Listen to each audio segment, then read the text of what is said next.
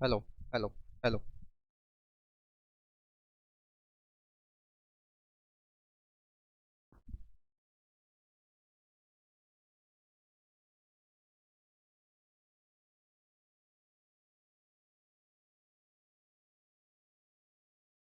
Hello everyone, नमस्ते। क्या हाल चाल, कैसे हो आप सभी।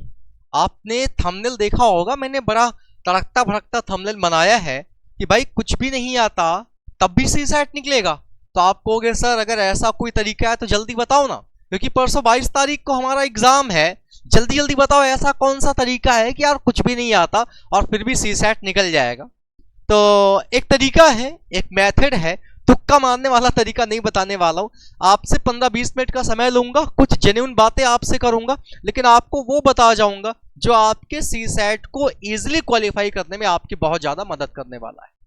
देखो दोस्तों, हम सब अपने पूरे साल की तैयारी में जो ज्यादा फोकस है वो हमेशा जीएस पे रखते हैं।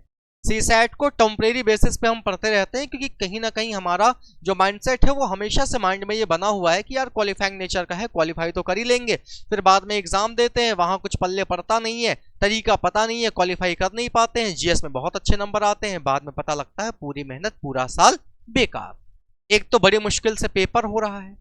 यूपी पीसीएस की अगर पेपर की बात करें तो साल भर से टलते टलते टलते टलते अब जाके कहीं फाइनली पेपर हो रहा है। तो कहीं ऐसा ना हो कि आपके हाथ निराशा लगे। तो आइए आपको मैं कुछ ऐसे तरीके बताता हूं, कुछ ऐसी बातें आपको बताता हूं जिनसे आप बहुत आसानी से अपना जो सी सेट का पेपर है वो आराम से क्वालिफाई कर लोगे। स्टार्ट करते हैं दोस्तों वीडियो को। ध्यान से मेरी एक एक बात को सुनिएगा दोस्तों। ठीक है, रेड कलर से दिखाई देगा। देखो, आपको भी पता है कि आपको 66 मार्क्स लाने हैं। आपको भी पता है कि आपको 66 मार्क्स लाने हैं, या फिर आप कह सकते हो आपको 33 क्वेश्चंस करने हैं। है ना, बात तो एक ही है, क्योंकि एक क्वेश्चन आपका 2 नंबर का होता है। तो या तो हमें 66 मार्क्स लाने हैं, या फिर हम कह सकते हैं कि क्वालिफाई होने के लिए हमें 33 क्वेश्चंस जो है वो क्या करने होंगे, सही करने होंगे। अब कई बार ऐसा होता है कि हमारी जान में हमें ऐसा लगता है कि यार सही है, बट बाय मिस्टेक गलत हो जाता है। तो 33 अगर सही करने हैं तो टारगेट जो है वो मोटा मोटा कितने का लेके चलो, 40 क्वेश्चन का। 40 क्वेश्चन का टारगेट लेके चलो कि हमें 40 क्वेश्चन क्या करने हैं, अपने हिसाब से सही करने हैं। 40 में से 2-3 अगर गलत भी हो जाएंगे तो भी हमारा काम आसानी से बन जाएगा। गलत होने ना पाए, कोशिश तो हमारी यही होगी। कहीं ऐसा ना हो कि गलती में, माइनस में, पॉइंट में कहीं से आपका जो काम है वो रुक जाए। सुनना मेरी बात को। देखो, सी सेट के पेपर में आपको कॉम्प्रहेंशन देखने को मिलेगा, हिंदी और इंग्लिश का 5-5 नंबर का फिक्स है। आना ही आना है, हर साल आता है, इस साल भी आएगा। इंटरपर्सनल स्किल और कम्युनिकेशन स्किल्स पे क्वेश्चन देखने को मिलेंगे। रीजनिंग और मेंटल एबिलिटी मिलेगी। एलिमेंट्री मैथमेटिक्स मिलेगी। जनरल इंग्लिश मिलेगी। जनरल हिंदी मिलेगी। और टोटल आपके ये 100 क्वेश्चन है।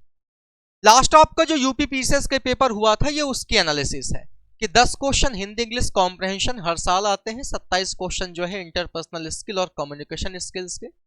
रीजनिंग से आपके 25 क्वेश्चन, मैथ से आपके 15 क्वेश्चन, जनरल इंग्लिश के 8 क्वेश्चन, जनरल हिंदी के 15 क्वेश्चन। हर बार जो है वो तकरीबन ऑन एन एवरेज ये बात जो है वो ऐसे ही रहती है, ये तो फिक्स है। 5-5 जो है, 2 पैसेज तो आने ही आने हैं। यहां 1-2 क्वेश्चन ऊपर नीचे हुआ करता है। अब आप कहोगे सर जल्दी बताओ ना यार, वो कौन सा तरीका है कि हम आसानी से सी सेट को क्रैक कर लेंगे। नहीं आती हमें मैथ, हमें तो मैथ आती नहीं सर, ये तो हटा ही दीजिए लिस्ट से। आपने कहा सर मैथ नहीं आती, मैंने कहा चलो अच्छा मैथ नहीं आती, हटा देता हूं। हटा देता हूं भाई, गुस्सा ना करो, मैथ ही तुम्हारे लिए सबसे ज्यादा जहर है। मैंने कहा चलो यार मैथ मैं हटा देता हूं।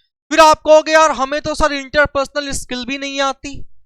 मैंने कहा अच्छा सर, हमें कम्युनिकेशन स्किल्स हमने कभी पढ़ा ही नहीं, हमारा सारा फोकस जीएस पे था, हमने ज्यादा यहां काम किया ही नहीं। आप कहोगे सर हमको केवल 3 चीजें आती हैं, हिंदी आती है, जनरल हिंदी, जनरल इंग्लिश, और हमको जो पैसेज वाला सेक्शन है वो आता है। हाँ, थोड़ा बहुत रीजनिंग आती है। ये 90% लोगों के साथ है। 10% लोग ऐसे हैं जिनका मैथ वाला सेक्शन जो है या फिर इंटरपर्सनल स्किल जो है वो स्ट्रांग है, वरना 90% के साथ यही समस्या है कि ये नहीं आता, बाकी सब आता है। अब मेरी बात को ध्यान से सुनना। देखो, जो 33 क्वेश्चंस मैंने आपसे कहा कि आपको मिनिमम चाहिए पास होने के लिए, या फिर मैंने कहा टारगेट आपका अगर 40 का भी है तो ये कोटा हमारा पूरा कहां से होगा? ध्यान से मेरी बात को सुनना मेरे प्यारे दोस्तों।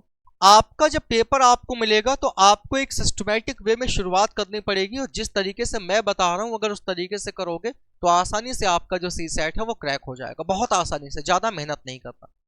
सबसे पहला काम आपको करना है दोस्तों, जो हिंदी और इंग्लिश का पैसेज आता है, हिंदी और इंग्लिश का पैसेज आता है, 5-5 करके 10 क्वेश्चन आपको यहां से मिलते हैं। ये फ्री के मार्क्स होते हैं, ये फ्री के मार्क्स होते हैं।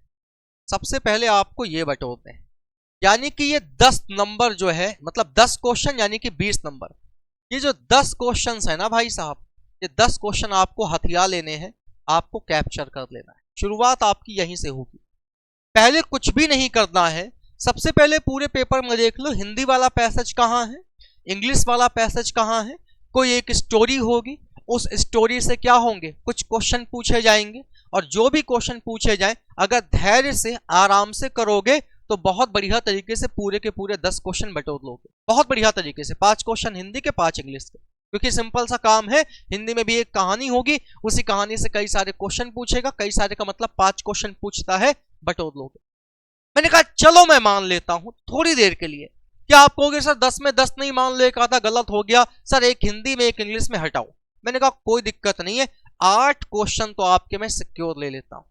वैसे तो 10 निकाल लेते हैं सब, बट 8 क्वेश्चन जो है वो मैं आपके हिंदी और इंग्लिश वाला जो कॉम्प्रिहेंशन है यहां से मैंने आपके बटोर दिए।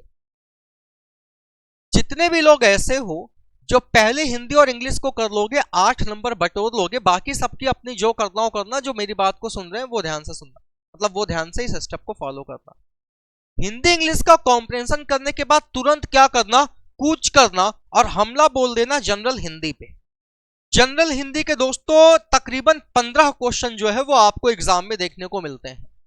मैं ये बिल्कुल नहीं कहूंगा कि आपके 15 के 15 क्वेश्चन सही हो जाएंगे, लेकिन मैं ये जरूर कहूंगा कि यहां से 10 क्वेश्चन बहुत बढ़िया तरीके से आप निकाल लोगे, क्योंकि हम हिंदी भाषी प्रदेश से हैं। अगर हम उत्तर प्रदेश की बात करें तो उत्तर प्रदेश में हमारी हिंदी जो है वो सबसे ज्यादा बोली जाती है।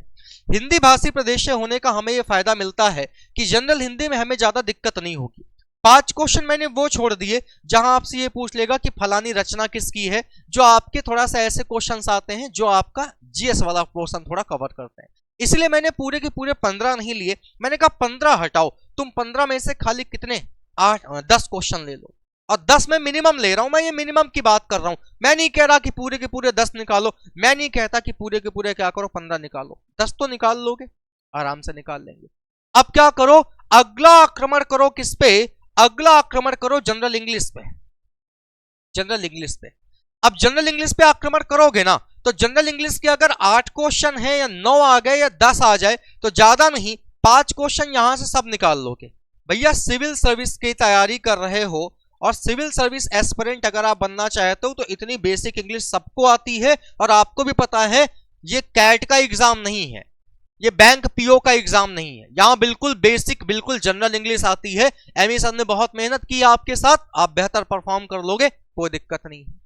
अब हमने दोस्तों कहां कहां हमला बोल दिया, हमारा इंग्लिश वाला सेक्शन हमने कवर कर लिया, हमारा हिंदी वाला सेक्शन हमने कवर कर लिया, और हमारा जो कॉम्प्रिहेंशन वाला ये पैसेज वाला सेक्शन था ये हमने कवर कर लिया। अब दोस्तों हमारे पास बचता है रीजनिंग, हमारे पास बचता है एलिमेंट्री मैथमेटिक्स और इंटरपर्सनल स्किल्स।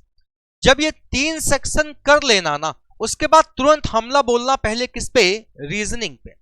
देखो रीजनिंग के कई टॉपिक ऐसे हैं जिनको अगर आप 7th और 8th स्टैंडर्ड के बच्चे को दोगे तो वो भी सॉल्व कर देगा। मैं सबकी बात नहीं करता, बट बहुत सारे टॉपिक हैं, अगर मैं उंगलियों पे आपको गिनाऊं तो उंगलियों पे गिनाने लग जाऊंगा तो आप कहोगे सर एक तो कोडिंग डिकोडिंग हो गया, एनालॉजी हो गया, आपका अल्फाबेटिकल ऑर्डर वाला टॉपिक हो गया, डायरेक्शन हो गया, आपका सिंपल क्वेश्चन ब्लड रिलेशन क्या आते हैं, अरे वो फलाने आदमी हमारी मम्मी के भाई के पापा के पुत्र के बेटे, कर लोगे यार। इसके अलावा आपका ऑर्डर रैंकिंग हो गया, इसके अलावा फिगर काउंटिंग छोड़ देना, नंबर सीरीज अगर लॉजिक वाली है, आप लॉजिक आइडेंटिफाई कर पा रहे हो तो करना, नॉन वर्बल के थोड़े से क्वेश्चंस हो गए। कुल मिला के रीजनिंग एक ऐसा सेक्शन है कि अगर 3-4 टॉपिक छोड़ दिए जाए तो बाकी चीजें डुएबल हैं। और रीजनिंग में पिछले 3-4 सालों से देखा जा रहा है कि मैथ की कंपैरिजन में रीजनिंग वाला जो सेक्शन है वो ज्यादा एग्जामिनर पूछ रहा है। रीजनिंग वाला सेक्शन ज्यादा पूछ रहा है। तकरीबन ऑन एन एवरेज आपको 25 क्वेश्चन यहां से देखने को मिलते हैं। मैंने कहा 25 क्वेश्चन आपको नहीं करने 25। अच्छा मुझे पता है सर 20 बोलोगे ना मेरे भाई। अच्छा सर 18 बोलोगे नहीं। मैंने कहा 25 में से कितना भी नॉर्मल करोगे, कितना भी स्लोली स्लोली करोगे, 15 क्वेश्चन रीजनिंग से आराम से उठा ले जाओगे। अगर 25 आएंगे तो 25 में से 15 क्वेश्चन जो है वो रीजनिंग से बहुत आराम से पिक कर ले जाओगे भाई, बहुत आराम से, मतलब बिना किसी कष्ट के, बिना किसी मेहनत के। यहां पे कोडिंग डिकोडिंग 4-5 क्वेश्चन आ जाएंगे, डायरेक्शन आ जाएगा, ब्लड रिलेशन आ जाएगा, थोड़ा थोड़ा दिमाग भी लगाओगे तो आराम से कैलेंडर वगैरह, क्योंकि आप लोगों ने रीजनिंग में दिमाग आपका चलता है, मैं पढ़ाता हूं ना तो मुझे पता है। आराम से आप यहां से 15 क्वेश्चन निकाल ले जाओगे।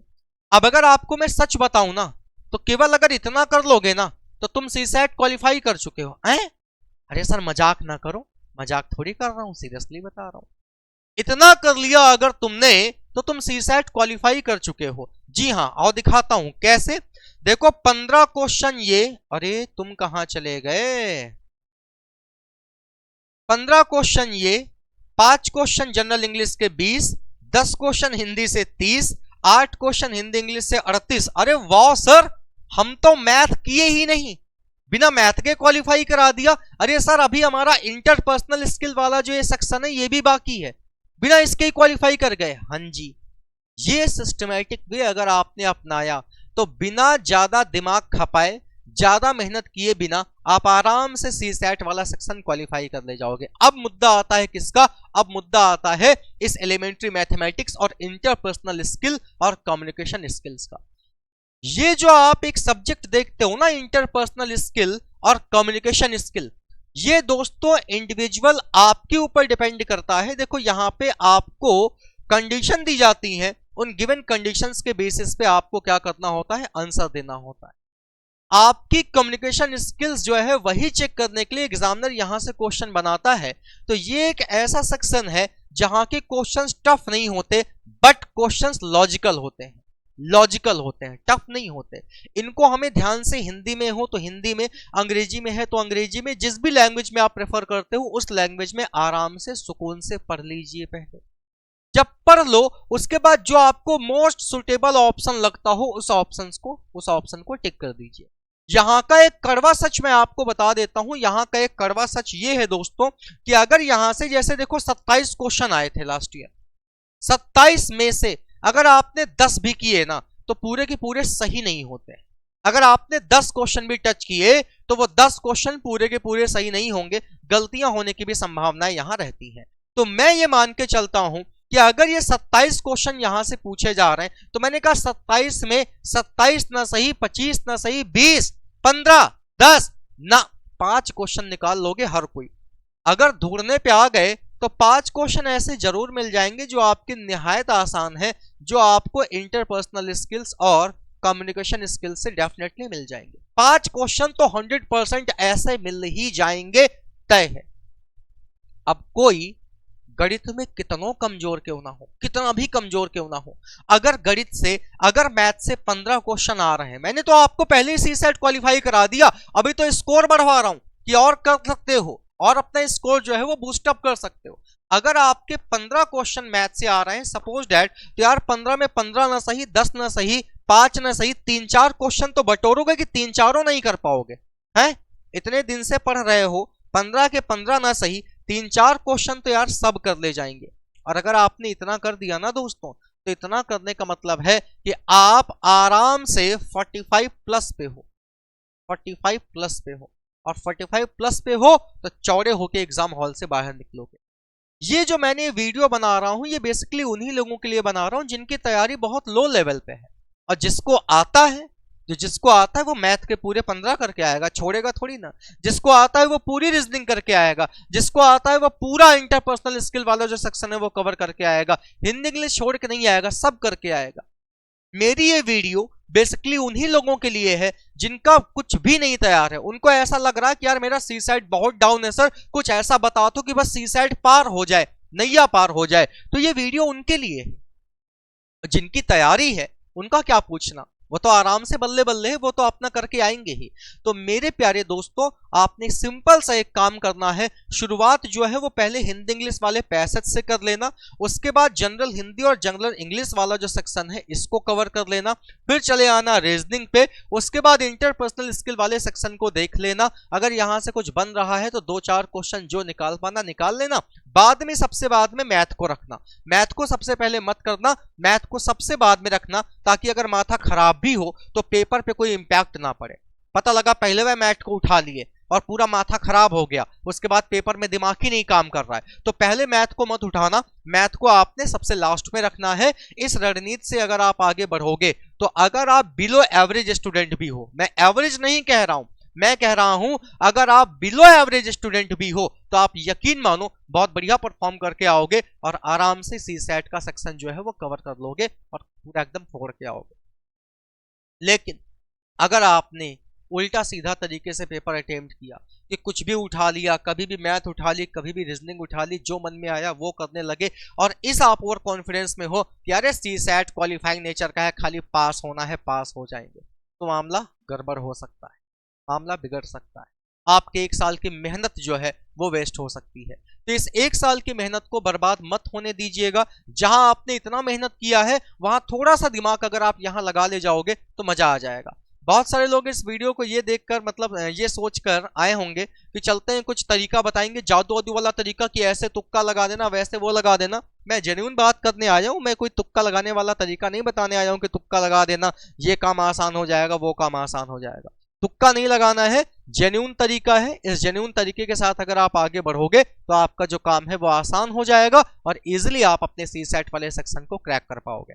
ठीक है, तो चलिए अपना ख्याल रखिए। 22 तारीख के लिए ऑल द बेस्ट। इस वीडियो को अगर आपको ये वीडियो पसंद आई हो तो अपने मैक्सिमम दोस्तों के साथ कर दीजिएगा इसको शेयर। जितने ज्यादा से ज्यादा लोगों तक पहुंचा सकते हो उतने ज्यादा से ज्यादा लोगों तक इस वीडियो को क्या करिएगा, पहुंचा दीजिएगा। और 22 तारीख को अच्छे से जाइएगा, डॉक्यूमेंट्स अपने प्रॉपर ले लीजिएगा। डॉक्यूमेंट्स में क्या क्या याद है ना, एडमिट कार्ड निकलवा लेना, कलर या ब्लैक एंड व्हाइट, कोई जरूरी नहीं है कि कलर ही निकलवाओ, जिस भी प्रिंट में निकलवा पाओ, कोई ऐसा मैंडेटरी नहीं है कि कलर लेके जाना है। एडमिट कार्ड निकलवा लेना, अपनी पासपोर्ट साइज फोटो रखे रहना, अपना एक आईडी प्रूफ रखे रहना। आईडी प्रूफ वही रखना जो आपके एडमिट कार्ड के साथ क्या हो, आपके एडमिट कार्ड के साथ कंप्लीटली मैच करता हो। पता लगे आधार कार्ड लेके जा रहे हो, एडमिट कार्ड में डेट ऑफ बर्थ कुछ और है, आधार कार्ड में कुछ और है, मामला बिगड़ जाएगा। तो Aadhaar card, PAN card, driving licence, इनमें से कुछ भी रख लेना, वोटर आईडी कार्ड, लेकिन ये ध्यान रखना डिटेल्स जो है वो आपकी दोनों की मैच होनी चाहिए। ठीक है, तो इतने सारे डॉक्यूमेंट्स को लेकर पहुंचो फिर एग्जाम सेंटर और बढ़िया से अपना एग्जाम दो। All the best everyone. कल एक बार और मिलेंगे आपसे, यानी कि 21 तारीख को, और यूपीपीसीएस की एक लास्ट क्लास करेंगे, रिवीजन क्लास। देन उसके बाद आप बढ़िया से एग्जाम देके आइए। All the best everyone. ये रणनीति अगर फॉलो कर लोगे तो आसानी से सी सेट क्वालिफाई हो जाएगा। ठीक है, टेक केयर, बाय एवरीवन।